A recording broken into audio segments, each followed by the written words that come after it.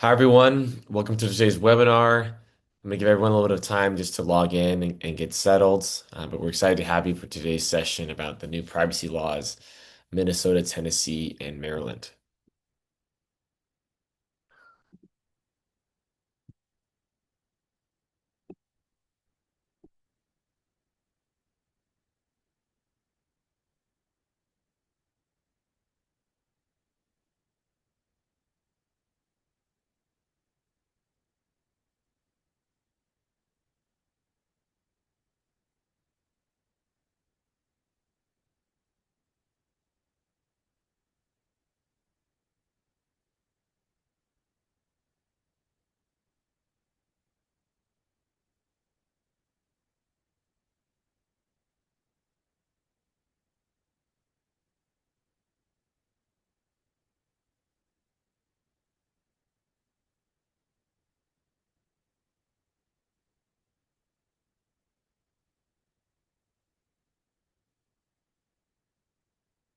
Give everyone another minute or so. We're getting a good number of people still logging in.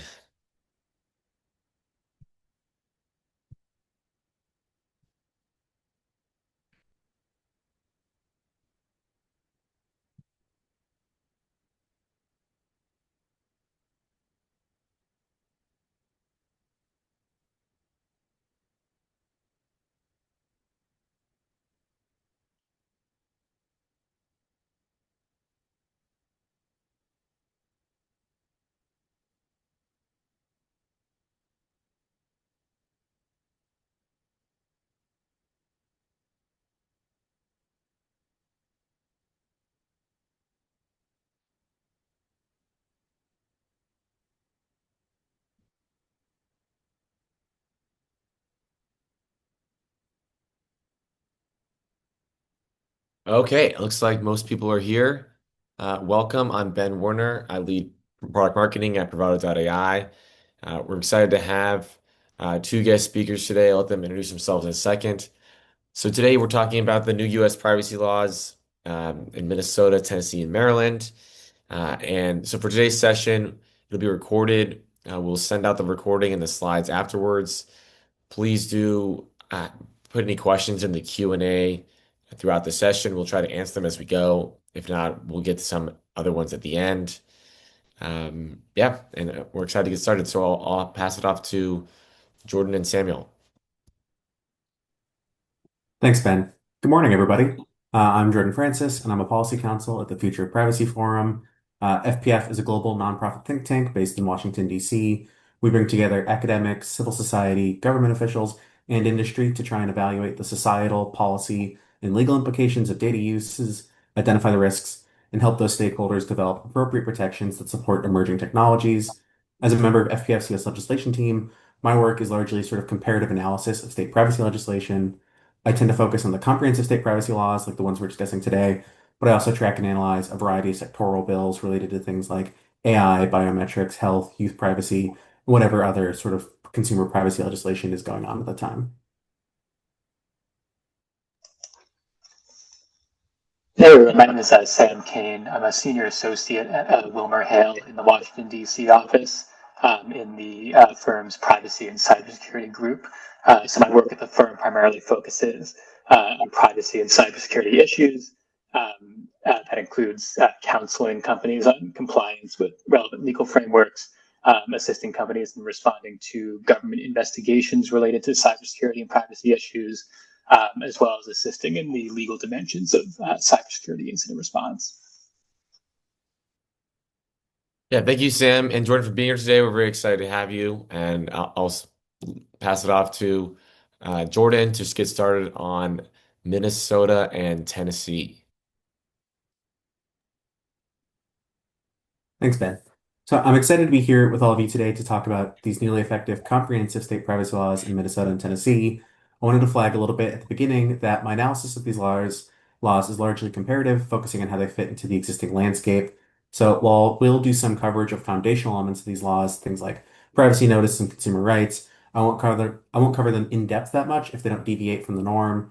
We now have 19 state privacy laws on the books, and 18 of those, including the ones we're talking about today, all come from a common framework. so I'm going to assume that folks in the audience are pretty familiar with key concepts like controller, processor, and the basic structure of these laws. If not, I have a really great resource I can point folks to that provides a 101 on state comprehensive privacy laws. With all that said, let's dive into the Minnesota Consumer Data Privacy Act.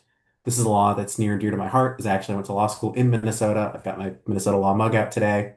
And I actually wrote a paper about an early iteration of this bill when I was a student, so I was excited to see that it was signed into law last year, and you can find it in Chapter 325M of the Minnesota statutes. So, at a high level, Minnesota's law regulates the processing of personal data. Let's talk first a little bit about who's in scope of this law. At first glance, the law has the same applicability thresholds as most of the state comprehensive privacy laws we see. It applies to entities that produce products or services targeted to Minnesota residents and who control or process either the personal data of at least 100,000 consumers in Minnesota or the personal data of at least 25,000 consumers in Minnesota if that entity derives at least 25% of their gross revenue from selling personal data. Those thresholds are pretty aligned with what we see in most other state laws. A lot of these laws in the books have adopted those exact sort of thresholds. But that's not all for Minnesota, however, because Minnesota is actually the third state after Texas and Nebraska to include a broad small business exemption. So if you're a small business, as defined by the U.S. Small Business Administration under 13 CFR Chapter 121, then you have a limited exemption from the law. Now, who is and isn't a small business under that standard varies by industry, so I can't give an easy metric for everyone here today on who's in scope, but I recommend you go and check if you think you might be covered. And now, I call this a limited exemption because you're not entirely off the hook from the law if you are a small business. So for small businesses, you can't sell sensitive data without a consumer's consent, but you're otherwise broadly exempted from the law's other obligations. Now, on top of the small business exemption, the law includes a very lengthy list of other entity level exemptions and data level exemptions. If you're in a highly regulated industry, such as healthcare or financial services, you should really review that list in depth as you might have broader exemptions than you think under the law. I'm going to highlight a couple of the common exemptions that I look for when I'm first sizing up a new privacy law or bill. The law includes a data level exemption for personal data that's collected, processed, sold, or disclosed pursuant to the federal Gramm-Leach-Bliley Act and its implementing regulations if that collection, processing, sale, or disclosure is in compliance with that law. Now, this is just a data level exemption, which is narrower than a lot of what a lot of the other state laws have done, which tend to broadly exempt financial institutions and their affiliates that are regulated by GLBA. Here, it's just a data level. I will flag that if you're a state or federally chartered bank or credit union or an insurer, you might be covered under some additional exemptions that are defined pursuant to Minnesota state law. So again, if you're in one of those highly regulated industries, go and check the list of exemptions pretty carefully. There's also a data level exemption for HIPAA regulated protected health information, but not a broader entity level exemption for covered entities or business associates. There are a number of additional data level exemptions for healthcare related information, including for information that's originating from and intermingled with certain listed healthcare information under these exemptions that are maintained by a covered entity or business associate. So again, to repeat myself a lot of times, check those exemptions really carefully. Another big difference from a lot of the state laws is that nonprofits are generally in scope of this law. There's a narrow exemption for nonprofits that are established to detect and prevent fraudulent acts in connection with insurance, but generally nonprofits are in scope.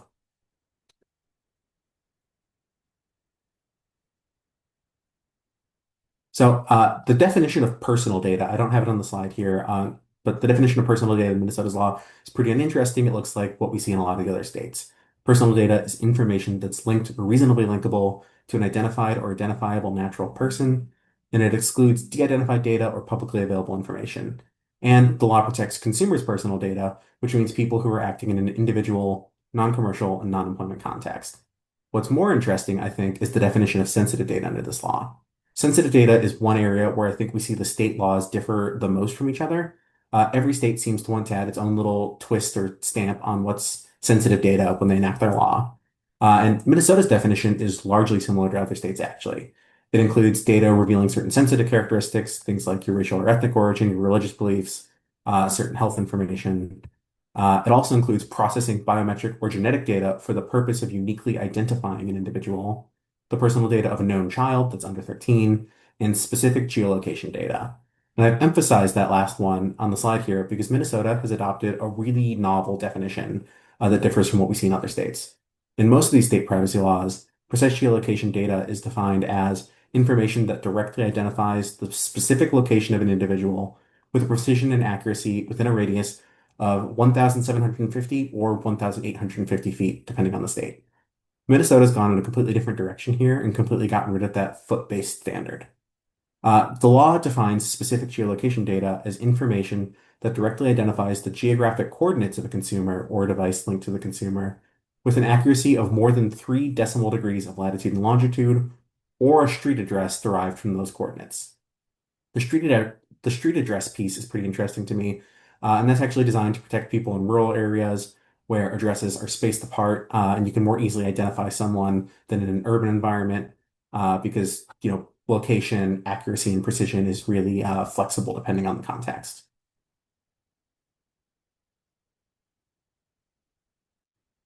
All right, moving past the sort of general scoping and into some of the obligations under this law, if you're a controller, what do you actually have to do? Well, one of the core requirements is complying with consumer rights requests. Like most comprehensive privacy laws, consumers have a bundle of rights. They can ask a controller to confirm whether it is processing their personal data and to access that data. Uh, Consumers have the right to correct their personal data. They have the right to delete their personal data, and they have the right to obtain personal data concerning them in a portable and readily usable format that allows the consumer to transmit that data to another controller, if technically feasible.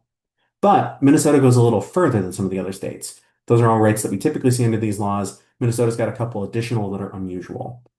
Minnesotans have the right to obtain a list from the controller of the specific third parties to whom the consumer's personal data has been disclosed, or if the controller doesn't maintain that list specific to consumers, consumers can get a list of all the third parties to whom personal data is sold. We see similar requirements in laws in Oregon, Delaware, and Maryland, although there's a bit of variance between them. What's more interesting to me is that Minnesota has added a new right that we haven't seen prior to this point, at least in the state comprehensive privacy laws. So under this law, consumers have a right to contest adverse profiling decisions, meaning that if your personal data is profiled in furtherance of a decision that produces legal effects, the consumer has the right to question the results of that profiling, to be informed of the reason that the profiling resulted in that decision, and, if possible, what actions the consumer might have taken to secure a different decision, and the actions that they might take in the future to secure a different decision. The consumer also has the right to review the personal data that was used in the profiling, and if the decision was based upon inaccurate personal data, the consumer has the right to have that data corrected and the profiling decision reevaluated based on the corrected data. And when I say profiling in furtherance of decisions that produce legal or similarly significant effects, that's a defined list. There's a specific set of things that refers to. So go to the definitions under the law to see what decisions are in scope of this right. And I will flag, Minnesota was the first state to have this right, but earlier this year, I believe Connecticut actually went back and amended their law to add a narrower version of this right to contest profiling decisions. So I'm curious to see whether or not going forward, we're going to start seeing this added to some of the existing privacy laws. Now, apart from the right to know third-party recipients of your personal data and the right to contest adverse profiling decisions, Minnesota's rights tend to look pretty similar to what we see in the other states. Consumers also have certain opt-out rights. Consumers can opt out of targeted advertising, having their personal data sold, and profiling in furtherance of decisions that produce legal or similarly significant effects. That's pretty standard. Controllers also are required to recognize opt-out preference signals like the global privacy control that allow consumers to exercise those opt-outs on a default basis. There are a couple of opt-in requirements that I want to highlight just while we're talking about consumer rights. These are situations where controllers have to get consent, and consent can be revoked at any time by consumers. So controllers have to obtain consent to process sensitive data. That's pretty standard for what we see in most of these laws, and the consent definition looks like what you expect. Consent has to be freely given, specific, informed, and unambiguous. For teenagers who are under 16 but over 13, controllers have to obtain their consent to process their personal data for targeted advertising or to sell personal data. These opt-in requirements for teenagers is a trend that we're seeing in a number of these state laws. And as I mentioned earlier, small businesses have to get a consumer's consent before they sell consumer-sensitive data. Once a consumer submits one of these rights requests to a controller, the controller has to respond as soon as feasibly possible and within 45 days. That as soon as feasibly possible requirement is maybe a little narrower and stricter than some other state laws, which tend to say without undue delay, but it might not matter that much in practice. A controller can extend that period to comply with a rights request by an additional 45 days whenever reasonably necessary, but they have to notify the controller that the consumer that they're doing this, and they have to provide the reason for the delay. Now, all that might be a lot to take in if you have no prior exposure to these laws, and I have good news for you. The Minnesota Attorney General's office has launched a fantastic website, privacymn.com, that includes very detailed information and FAQs about the law. I wanted to just take a moment to acknowledge that and flag it for people's attention. Not every state does this when their law comes into effect, so I really appreciate it when they do, and especially when they put the time and care into it that clearly Minnesota did, because their website is pretty comprehensive, I think. I've included a snapshot here of one of their nifty graphics. This one provides an overview of the consumer rights in this acronym LOCKed Plus. The plus is the right to contest profiling decisions, which I guess didn't fit into the acronym, but I just wanted to highlight that for folks. Moving on, we have some more duties for controllers that I wanted to cover. In general, I would describe the requirements under Minnesota's law as being similar to what we see in the other state laws, but often with just a little bit more to them. Uh, for example, it's not unusual to require controllers to post a privacy notice detailing certain operational elements, things like the categories of personal data that you process and your purposes for doing that. Minnesota does that, like all these other state laws, but it goes a little further in a few ways. In general, the privacy notice requirements are just more detailed. For example, controllers have to include a description of their retention policies for personal data, and they're required to provide their notice in all the languages in which they do business. Fortunately, the law does say that you don't have to provide a Minnesota-specific section of your notice as long as all the information that's required under the law is in there. So that's nice. You don't have to have like, here's your Minnesota rights on top of here's your California rights and Connecticut and other states. Now, many of the controller duties under Minnesota's law look the same as in other state laws. Data minimization is what I'm going to highlight. This is a very hot topic in state privacy legislation right now. Just a few months ago, I published a white paper on the FPF website, sort of comparing and contrasting what the majority of states are doing on data minimization as compared to unusual requirements in Maryland that I'm sure Sam's going to talk about, in California. But fortunately for us, Minnesota has taken the majority approach to require what most of these state laws require. For data minimization, controllers have to limit their collection of personal data to what's adequate, relevant, and reasonably necessary in relation to the purposes for which that data is processed, as disclosed to the consumer. Then controllers have to obtain consent if they want to process personal data for purposes that aren't reasonably necessary to or compatible with those disclosed purposes that they made up front. And for sensitive data, controllers have to obtain consent to process that data.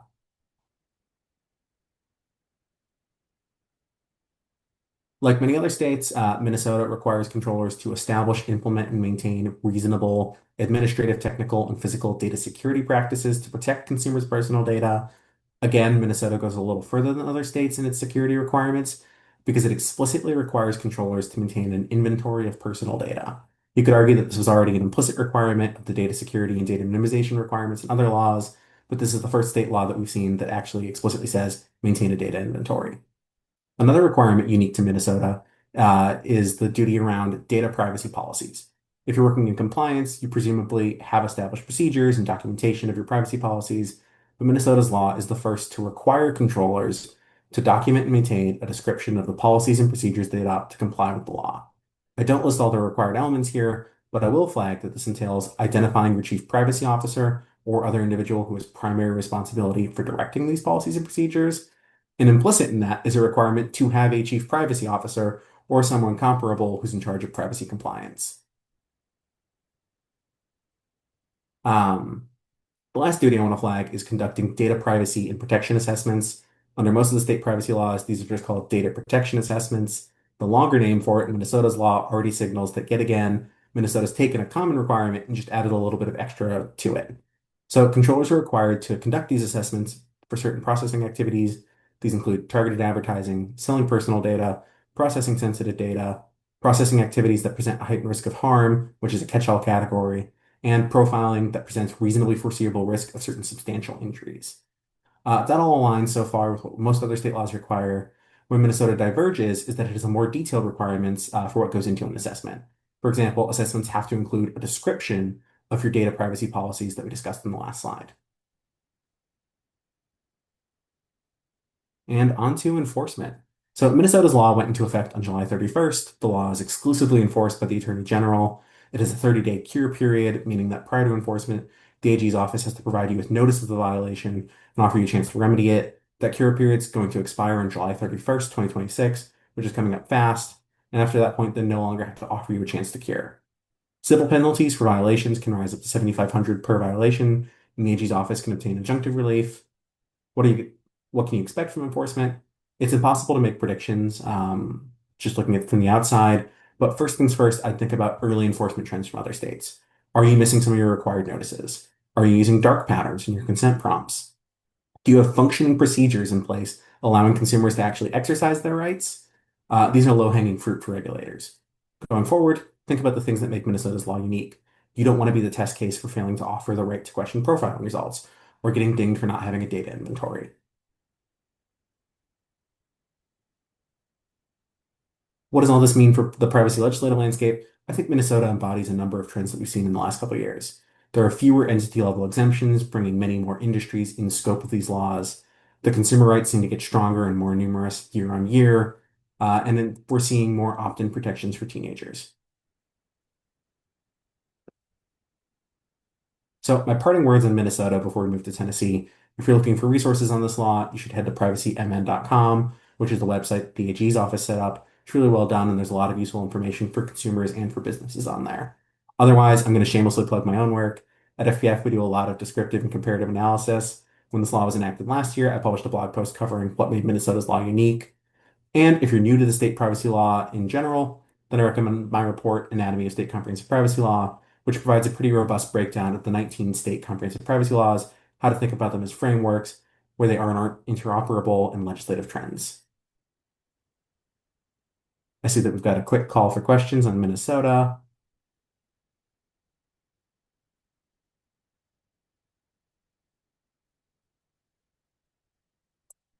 All right, I think we can move on to Tennessee. The Tennessee Information Protection Act, or TIPA, I'll call it because that's pronounceable. Good news, this is going to take a lot less time than covering Minnesota's law. Sorry if you were really excited to talk about Tennessee. But TIPA is amongst the narrowest of the state comprehensive privacy laws, and it doesn't really add much that we weren't seeing in pre-existing laws. So if you're already compliant with laws like Virginia's, there shouldn't really be much here to surprise you. So, who's in scope of TIPA? This is one of the first places we see how narrow this law is. Its applicability requirements are higher than most of these state laws. The first cutoff is that it applies to persons conducting business in Tennessee whose revenue exceeds $25 million. Only a handful of these state laws have general revenue thresholds that aren't tied to data brokerage, so that's already a pretty high cutoff. Next, the law applies only to persons that either control or process the personal information of at least 25,000 consumers and derive more than 50% of their gross revenue from the sale of personal information, or that control and process the personal information of at least 175,000 consumers annually. Those numbers are higher than what we typically see in the state laws, and it makes TIPA a bit of an outlier. As a side note, TIPA is one of the few of these laws that uses the term personal information rather than personal data. It's not a substantive issue, but it's good to be aware of. I slip up constantly, and you'll see in my slides that I just say personal data in lots of places where I shouldn't. So the law has high applicability thresholds, which already limits the number of people in scope. That's then paired with some pretty broad entity level exemptions in the law. TIPA includes entity-level exemptions for GLBA financial institutions and their affiliates, as well as for covered entities and business associates under HIPAA. The law also includes exemptions for data regulated by those laws, and it includes a broad nonprofit exemption, making this much narrower in scope than Minnesota's law. I see a question, is the number limited to people in Tennessee? Yes. So this is about those cutoffs that I mentioned, 25,000 people and 175,000 people. Those are Tennessee residents, so consumers acting in individual capacity in Tennessee.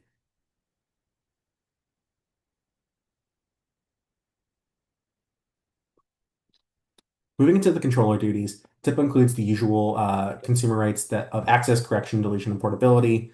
Also, as expected, consumers have an opt-out right. You can opt out of targeted advertising, the sale of personal data, and profiling and furtherance of decisions to produce legal or similarly significant effects. Interestingly, controllers are not required to recognize opt-out preference signals, nor is there any role for authorized agents. One thing I want to flag, which again narrows Tennessee's law, is that it has a really broad pseudonymous data carve-out with respect to the consumer rights. Under the law, the consumer rights do not apply to pseudonymous data if the controller can demonstrate that the information necessary to identify the consumer is kept separately and subject to appropriate controls, preventing the controller from accessing that information. This is pretty unusually broad. Most of the state comprehensive privacy laws have a similar carve-out for pseudonymous data, but it doesn't extend to the opt-out rights. The policy rationale for that is that much of the data that's used in targeted advertising and the personal data that's sold is pseudonymous data. If the opt-out right doesn't extend to that data, then it's not clear how much protection it's really offering, and this creates a bit of a re-identification risk for consumers, as selling pseudonymous data doesn't require the same kind of downward confidentiality requirements as selling de-identified data under the law. As for the timeline in complying with these requests, Tennessee is pretty similar to Minnesota.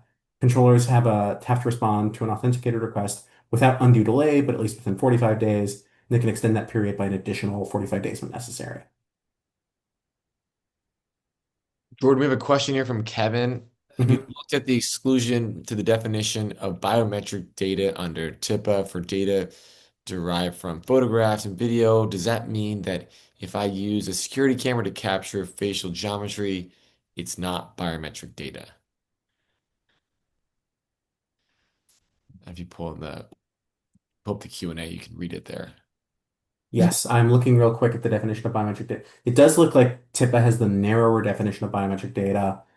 So under these state laws, we sometimes see TIPA has the narrower kind of thing where it exempts data from a physical, digital or physical photograph, video recording, or audio recording.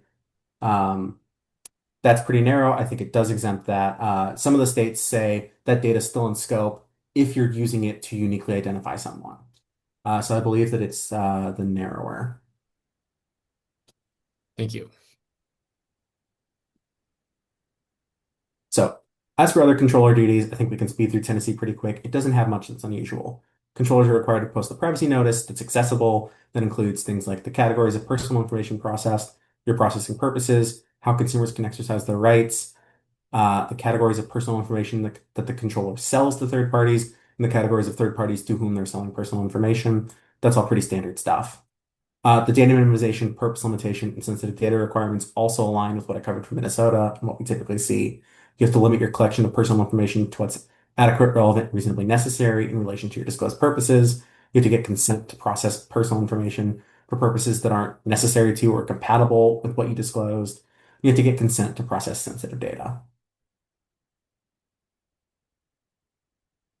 What else does TIPA require? Again, controllers are required to establish, implement, and maintain reasonable administrative, technical, and physical data security practices. Those practices have to be appropriate to the volume and nature of the personal information at issue. Controllers have to also conduct and document data protection assessments for processing activities. And like in Minnesota, those activities are targeted advertising, selling personal information, processing sensitive data, processing activities that present heightened risk of harm, which is a catch-all category, and profiling that presents certain reasonably foreseeable risk of substantial injury. Moving on to enforcement, TIPA went into effect on July 1st. This law is enforced exclusively by the Attorney General. It has a 60-day cure period, which is quite long, and violations come with administrative fines up to $7,500, and the AG can seek injunctive relief. Here's where things get interesting for Tennessee. I'm always looking for what makes one of these laws unique. What does it do that other states hadn't done before? What does it add to the landscape? For TIPA, what's most interesting to me is it has this really unique affirmative defense.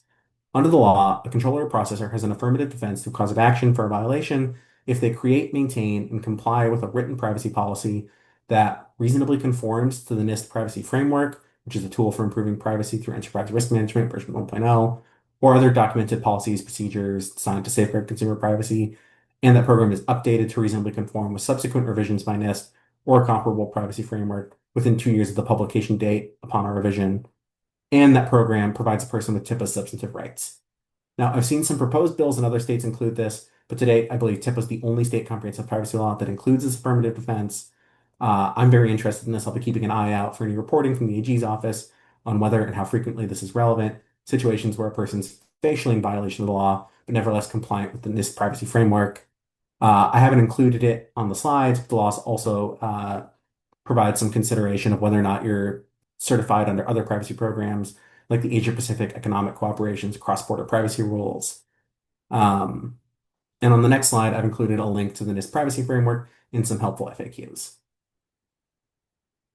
If we can move on to the last slide that I have. So what impact does TIPA have on privacy practices? I'd say not much. At least it doesn't really add a lot of new requirements that didn't exist under the state laws. What's notable about TIPA to me really is how narrow it is. It applies to fewer entities than a lot of these state laws. It has a really broad pseudonymous data exemption that undercuts some of the consumer rights. And it has a seemingly generous affirmative defense for persons who are in compliance with existing guidelines and best practices. So one last slide, actually, I miscounted. But if you're looking for resources in Tennessee's law, I refer you to the AG office's press release from earlier this year, which included some helpful FAQs. It's not as built out as Minnesota's website, but there's lots of helpful information there. With that said, I'm happy to pass things off to Sam.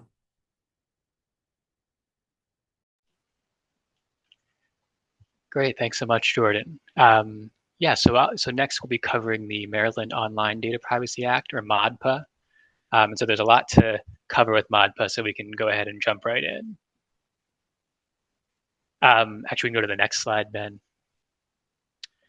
Yeah, so at the outset, just to cover a few items about the scope of the of MODPA. So like many state privacy laws, we see that the applicability here is defined in terms of processing of a particular threshold number of Maryland residents, and then a combination of residents and the percentage of a company's gross revenue derived from the sale of personal data. And so one thing item I know about MODCA at the outset is that these applicability thresholds are generally lower than I think what we see in a lot of other state privacy laws, both the 35,000 number as well as the 20% gross revenue and 10,000 Maryland residents number as well. And so to the extent that your company has relied on these types of thresholds to exempt itself from other state privacy laws, I think that sort of assumption is worth re-examining in light of these lower thresholds under Maryland law. In terms of exemptions, I'd say MODPA is broadly aligned with a lot of what we see in other state privacy laws. So I've listed a few on the slide here, and then caveat this is a non-exhaustive list, but you'll see that GLBA data and entities are exempted under MODPA. HIPAA PHI is exempted. Information governed by FCRA, FERPA, et cetera. And I know we had a question in the Q&A about employment data. And so certain employment-related information is exempted under MODPA as well.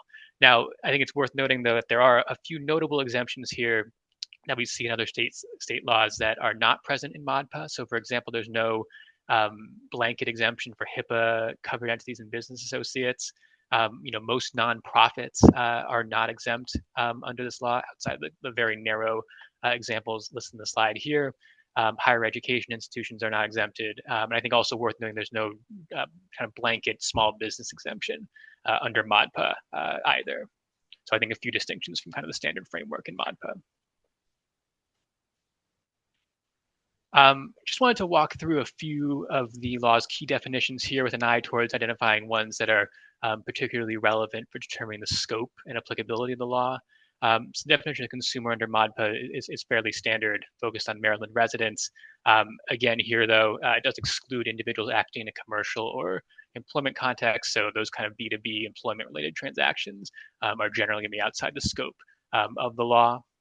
The definition of sale under MODPA takes kind of the broader tack that we see in some state privacy laws. So it applies to exchanges of personal data for monetary or other valuable considerations. So it's not just limited to data for cash. It can encompass other transactions as well. Worth noting here, though, that the definition of sale under MODPA does not include disclosures for the purposes of providing products or services affirmatively requested by the consumer, as well as disclosures where the consumer directs the controller to disclose the personal data. And so I think those are useful in sort of informing our understanding of the law's scope as well.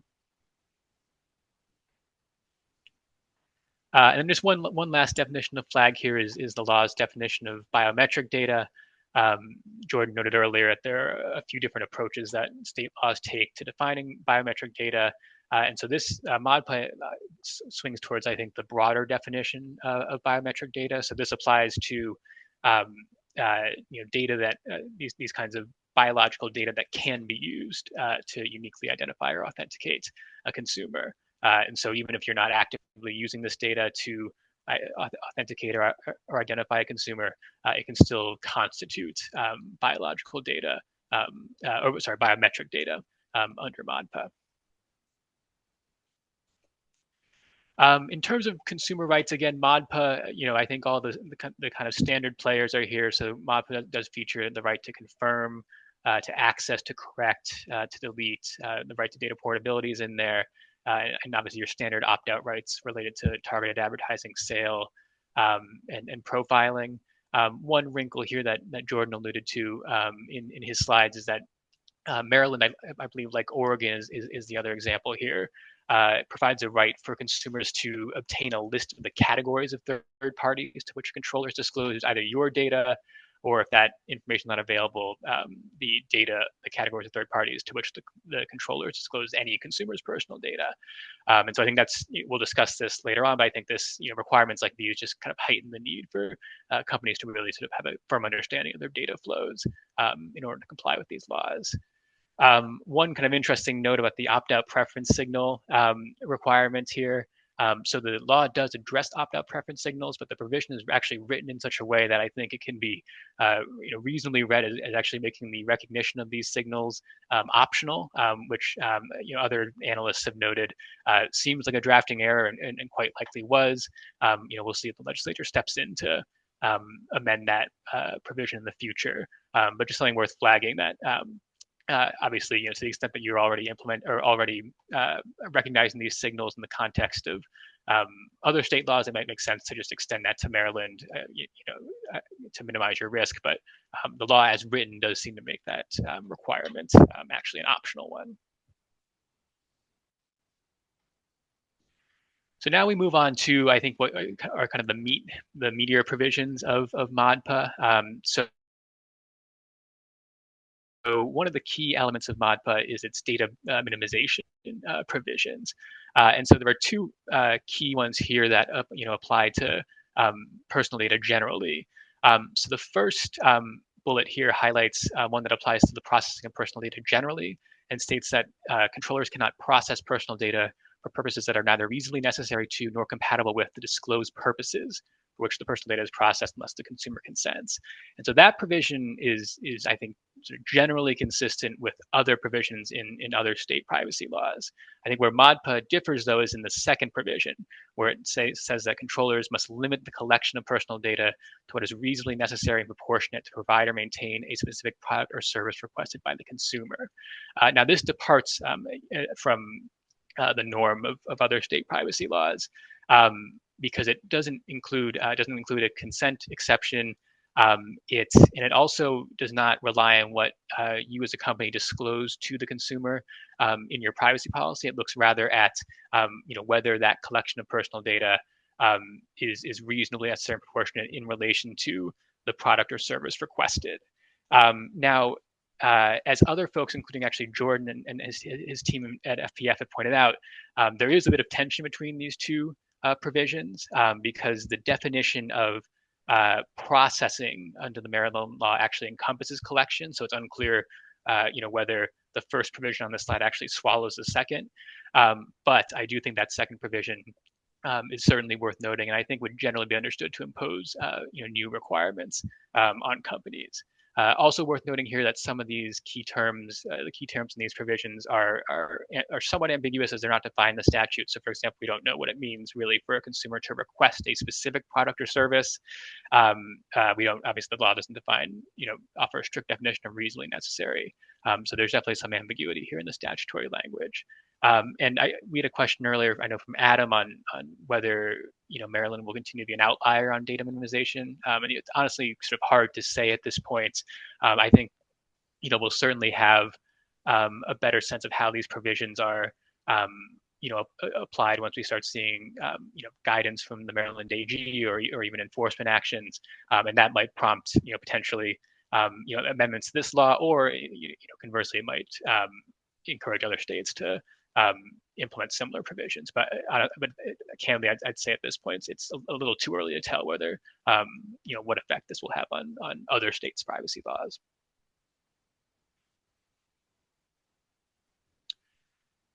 Maryland's also notable in how it treats children's data and sensitive data. So the children's data provision basically prohibits the sale or processing of personal data for targeted advertising for minors under the age of 18 if the company knew or should have known that the consumer is under 18. And so that should have known language is a bit of a distinction from other state privacy laws, which typically rely on an actual knowledge standard. And so this does suggest the possibility that companies may need to implement age verification or age assurance or age screening mechanisms to discern whether consumers are under the age of 18. Again, however, the law is silent on exactly how this provision should be adhered to. The sensitive data provisions of ModPA have also gotten quite a bit of attention. I think the main provision here is that the law just flatly prohibits the sale of sensitive data, unlike other states where you have sort of an opt-in, opt-out model. That's not present in the Maryland law. Maryland also features a data minimization provision specifically limited or specifically focused rather on sensitive data. So essentially controllers cannot process sensitive data except where the collection or processing is strictly necessary to provide or maintain a specific product or service requested by the consumer. So again, that's something distinct in ModPA that we haven't seen in other state laws. But as I noted, it's kind of a recurring theme here, definitely some ambiguity in terms of how this provision should be understood, given that the law doesn't define strictly necessary or again request, what or define what it means for a consumer to request a specific product or service.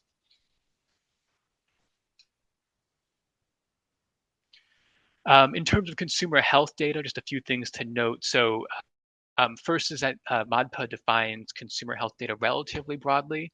Consumer health data under ModPA includes any personal data that a controller uses to identify a consumer's physical or mental health status. So that would sweep more broadly than, for example, just diagnoses or treatment reports, given that status is kind of a broader term. So that's one thing to note about the law's treatment of consumer health data. Another item to note is that the law defines sensitive data to include consumer health data. So all of the requirements that we just discussed that apply to sensitive data would also apply to consumer health data as well. And then the law also includes several provisions related to restrictions on when controllers can provide access to consumer health data to personnel and processors, as well as some restrictions on geofencing that you can see on the slide here. Moving on to anti-discrimination. So I think here, obviously ModPA includes a few different anti-discrimination provisions of note. The first two items in this slide, I would say, are generally consistent with what we see in other state privacy laws. Where ModPA differs from the norm is in the third bullet here. So essentially, ModPA prohibits the use of personal data or publicly available data in a discriminatory manner. Now, this provision generally is featured in other state privacy laws, but is typically limited, I believe, just to personal data. So the inclusion of publicly available data within the scope of this anti-discrimination provision, it's a somewhat novel contribution of ModPA's legal framework.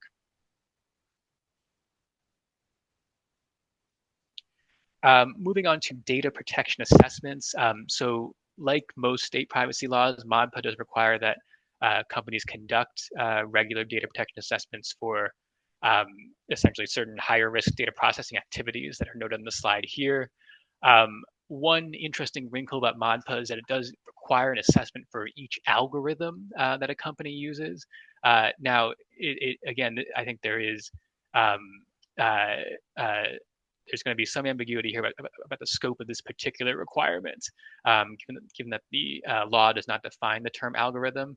But I think this provision, in any case, should be understood to sweep, potentially broader in terms of the scope of these data protection assessments. I think, given that algorithm language.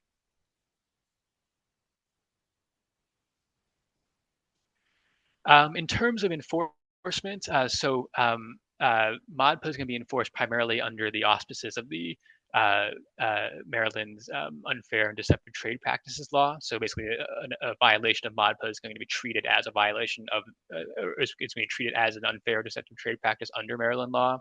The law provides for enforcement by the state AG, and so there's no explicit private right of action created by ModPA.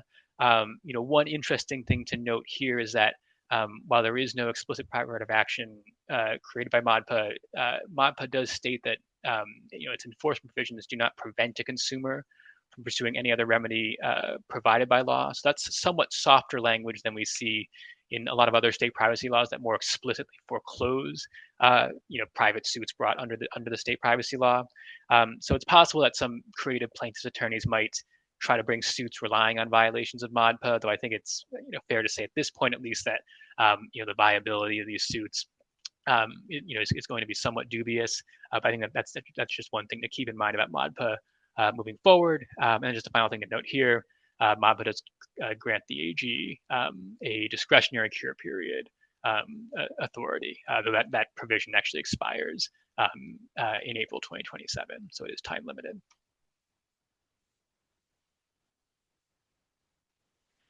Just a couple more enforcement items to note here. So MODPA does not itself authorize rulemaking, but actually, as others have pointed out, the Maryland AG actually has an authority to create rules related to unfair deceptive trade practices. So we might see the Maryland AG potentially issue regulations pursuant to that authority. And then in terms of effective dates, so MODPA takes effect in October, so next month. But the law does not apply to data processing activities before April 2026. So to the extent you're still working to bring yourself into compliance with this law, that lag gives you some runway for implementation. In terms of implications for privacy practices, I think as you've probably gathered from the preceding slides, MODPA I think is likely to be one of the more impactful state privacy laws to date. Given its requirements related to data minimization, children sensitive and consumer health data, and data protection assessments. And as I sort of repeatedly emphasized throughout these slides, a lot of these provisions are somewhat unclear in their scope and meaning. And so I think we'll look to AG enforcement actions, potentially regulations, and any guidance from the AG to sort of clarify the meaning of a lot of these requirements. Samuel, we had a question from Adam. How ready are companies for Maryland's data minimization rule? How should companies prepare if they have not done so already? Yeah, so I think it's fair to say that if you're on this webinar trying to learn about MODPA's requirements, you probably are frankly ahead of the curve of a lot of companies in terms of what step you should be taking to comply with this law.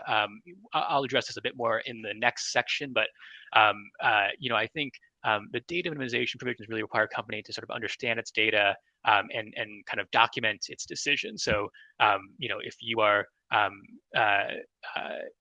I think it requires you to sort of understand, what kinds of data processing activities you're engaged in, and conducting sort of a reasoned analysis of whether that can be reasonably treated as meeting MODPA's relevant requirements and thresholds. And so we'll talk a little bit more about that in the next section. Great. So I think we just wanted to close today's presentation by discussing on a more practical level, how privacy teams can prepare to bring themselves into compliance with these laws. Obviously, these recommendations are meant to be somewhat high level and not comprehensive. Specific steps to be taken will obviously depend on your company and should be developed in conjunction with advice from your legal department and business team. Hopefully, we can provide some general themes here to inform those next steps for the folks in the line. So one key theme from these laws that we want to highlight is the importance of knowing your data. Obviously, that of course is probably an underlying theme of almost all state privacy laws. But I do think the laws that we've covered today kind of make this theme a bit more explicit than other state laws do. And I think we can see that, for example, in the data inventorying law, or provision that Jordan highlighted for Minnesota, as well as MODPA's creation of a right for consumers to request that you provide them with a list of categories of third parties that you disclose their data to. I think just given these requirements, companies should be taking steps to understand their data flows. And I think this can take a number of different forms, including processes like risk assessments, the use of various technical tools, or in all likelihood, some combination of a number of different approaches. But I think knowing your data is certainly a theme we want to highlight here. Another item to note here is the importance of documentation and formalizing your privacy programs. This is something that comes up in the Minnesota law specifically, as Jordan noted, but I think is applicable to kind of state privacy law compliance more generally. But you should be documenting the policies and procedures that you've implemented to fulfill the requirements of these various state comprehensive privacy laws. Again, that's a requirement under Minnesota, but I think a lesson more broadly applicable to state privacy law compliance generally. And to the extent that you don't already, having personnel specifically dedicated to privacy issues is also a critical feature of compliance. Again, this is a specific requirement under Minnesota, broadly applicable to other laws as well. I think as an aside as well, I would note that the Minnesota law's requirements in this respect regarding documentation and formalization can be helpful for privacy professionals to the extent that you are sort of lobbying for resourcing within your company. I think this can help to be used as a tool to really demonstrate to the business folks within your organizations that these requirements are real and require sort of a formalized privacy program to handle. As to the third and fourth bullets here, I would also emphasize the need to document key data use decisions and your rationales for making them. I think this is important both at the micro level, as in the case with profiling decisions under the Minnesota law. If you're challenged on what decisions are made using profiling, you'll want to have a record regarding what those decisions were and why those decisions were made. And I think at the more macro level, I think it's also important to be documenting larger data use decisions. And I think this goes back to the question that was raised in the chat earlier about the data minimization requirements under Maryland's law. I think if you're in a position, an unfortunate position where the Maryland AG, comes knocking and is asking about your data practices, you need to be able to explain, for example, why your collection of personal data is reasonably necessary and proportionate to provide products and services requested by the consumer. And so I think working with your business team and your legal counsel to really memorialize those decisions can put you in a better position for any future compliance challenges. And then, in terms of kind of substantive compliance obligations, I think a lot of these are going to stem from the Maryland law, which I think, as I noted earlier, departs from the standard framework of state privacy laws in a few, important respects. I think, for sensitive data, for example, I think just given that MODPA, includes a flat prohibition on the sale of sensitive data, I think that sort of heightens the stakes of making sure that your use of sensitive data does not fall outside the scope of what that law allows. And so I think that, this is something that just requires, decision making that really is going to have to be, I think, cross-functional within the organization, and I'll loop in obviously the privacy teams, but legal business components as well. And I think in a lot of cases these will be difficult decisions for companies. What we've seen in the context of other kind of more burdensome laws like Washington's health privacy laws, that some companies will kind of make. I think companies will generally kind of make a risk-based assessment. In some cases, they'll decide that the potential compliance challenges are not worth the according legal risks, and decide not to engage in a particular activity in a given state, or they might decide that the legal risk is acceptable given the importance of the business objective. But I think that's ultimately just a decision that will be made kind of on a cross-functional basis within your organization. I think children's data minimization, data protection assessments will similarly, impose more substantive compliance obligations on companies as well. And just closing with a few thoughts on enforcement risks. So obviously, I know the MODPA section in particular might seem like a lot, but I do think companies can take solace in the fact that the enforcement risk posed by these laws is still limited by a few key factors. So I think the enforcement is likely to still be largely AG driven. None of these laws explicitly create private rights of action. So I think that part of the legal landscape is still largely similar to what was in place before. The laws that we covered today also include several provisions that are generally favorable to companies. Again, no private right of actions, the inclusion of cure periods, et cetera. And just the other item to note on the enforcement front is the potential for future rulemaking, particularly in relation to MODPA, as we discussed earlier. Regulations often are intended to provide kind of implementation guidance, but in some cases can as we've seen actually in New Jersey just issued proposed regulations for its privacy law. In some cases, these regulations can actually impose new substantive obligations on companies. So it's important just to kind of keep on top of any new developments on that front.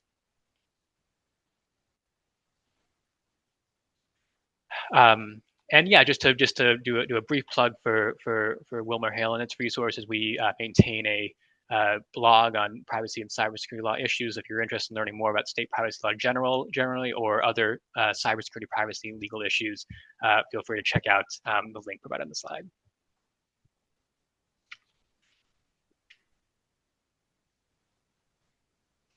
All right. Thank you so much, Samuel and Jordan. This is an awesome presentation, very thorough on all these new laws. Yeah, last call for questions. So we just got one here from Cooper. Given the MODPA consent requirements pertaining to sharing/sale of personal data, when configuring our consumer data collection management platforms, would best practices dictate Maryland should be treated as a GDPR style opt-in state for purposes of data collection?